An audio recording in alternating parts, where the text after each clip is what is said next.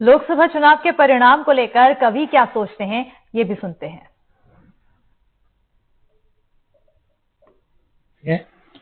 और मेरे निजी मत में अगर कहेंगे तो दोनों का अपना अपना कुछ अलग फायदे और अलग नुकसान है। ऐसे कंपेयर करना थोड़ा कठिन है, लेकिन फिर भी बहुमत की सरकार ज्यादा ठीक होती है, क्योंकि वो बैसाखियों पे नहीं होती। उसको निर्णय करने की, क्योंकि शासन के हाथ में निर्णय करने की क्षमता होना चाहिए, तभी तो वो शासन है। और निर्णय करने की क्षमता बहुमत की सरकार में होती है। बैसाखियों की सरकार में हमेशा ये डर बना रहता है कि ये कब बैसाखी खसक जाए, या फिर विपरीत ध्रुवों की सरकार होने से कई बार ठोस निर्णय नहीं लिए जा पाते हैं, क्योंकि वो निर्धारित रहती हैं। जब हमने देखा पहले पिछले दिनों में भी, जब हमने पिछले वर्षों में जब हमने गठबंधन की सरकारें देखी, तो छोटी छोटी या बहुत बड़े बड़े निर्णयों पे बहुत छोटे और नासमझ लोगों पे निर्भर रहना पड़ता है शासन को। और वो परिस्थितियां ठीक नहीं होती हैं, आर्थिक निर्णय ढंग से नहीं हो पाते हैं। तो हम देख रहे थे कहीं कभी शेयर बाजार उन स्थितियों में 1400-1500 के आसपास ही घूम रहा था और ना बढ़ पा रहा था कई वर्षों तक, क्योंकि निर्णय सारे पेंडिंग हो जाते थे।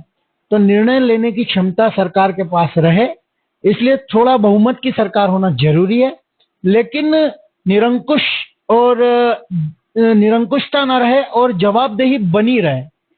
तो निरंकुशता और जवाबदेही ना रहे और जवाबदेही बनी रहे, इसलिए कभी कभी थोड़ा सा नियंत्रण भी शासन पे अच्छा होता है। हाथी बहुत शक्तिशाली है, बहुत अच्छी चीज है कि हाथी शक्तिशाली है, वो कई कामों में आ सकता है, वो वजन उठा सकता है, लकड़ी के गुल्ले इधर उधर कर सकता है, लेकिन अंकुश उस पर जरूरी है कि वो ऐसा ना हो कि निरंकुश होके वो किसी को रोंदने ही लगे।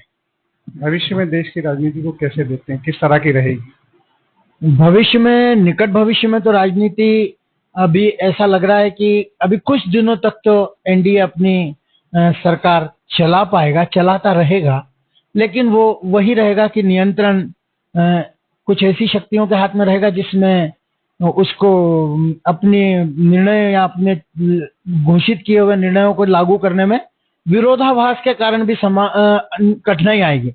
क्योंकि जो साथी हैं जिनकी बैसाखियों पे सरकार रहेगी, वे ज्यादातर साथी ऐसे हैं कि इनमें एनडीए की हुई वो सहमत नहीं है, या उनका अपना वोट बैंक टूटता है अगर वो सहमत होता है।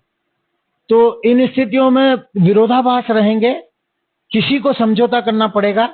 जो गठबंधन की सरकार को चलाने के लिए पर्याप्त विनम्रता रखेगा वो उसको चला सकेगा, जैसे अटल जी ने लंबे समय चलाई, क्योंकि गठबंधन के साथियों को भी उन पर विश्वास था और उनकी विनम्रता के कारण वे उनसे जुड़े रहे। तो अभी निकट भविष्य में ऐसी आपसी उस अंदरूनी आपसी खींचातान के साथ ये चीजें चलती रहेंगी जो सामान्यतः बाहर नहीं आएंगी, लेकिन लंबे समय तक मुझे नहीं लगता, क्योंकि अगर आप किसी को निर्णय लेने में भी सामर्थ्य नहीं रहेगा या ऐसी स्थितियां नहीं रहेगी, तो मुझे नहीं लगता कि ये चीजें ज्यादा चल पाएंगी। लोकतंत्र में